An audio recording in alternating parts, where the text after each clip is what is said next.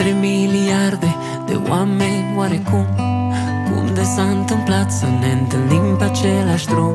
Iar ochii tăi să-mi spună, ne știm deja de mult. Mi-ai împletit un nod în gât, iar în final l-am înghițit, cu tot cu frică, și apoi mi-am luat inima în dinți. Să te scot la o cafea ai acceptat, din vorbă în vorbă am uitat. De atunci am uitat ceva la tine, cheile și inima de un an de zile. Spune-mi cum de te iubesc ca un nebun? Întrebare cu un singur răspuns. Nu știu cum, nu știu de ce, mi-ai fost scris în ADN. Spune-mi cum de amândoi zâmbim la fel, cum de ne asemănăm, mă întreb. Nu știu cum, nu știu de ce, mi-ai fost scris în ADN, scris în ADN.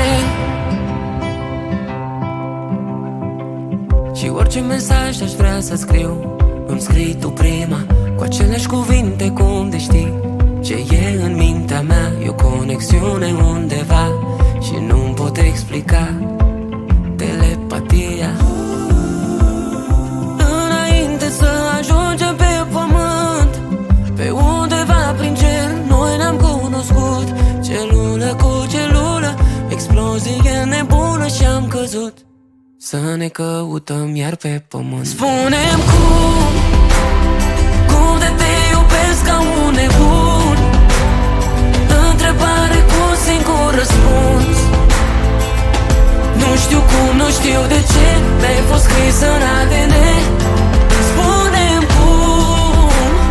cum de amândoi zâmbim la fel, cum de ne asemănăm, mă întreb. Nu știu cum, nu știu de ce, mi-ai fost scris în ADN, scris în ADN.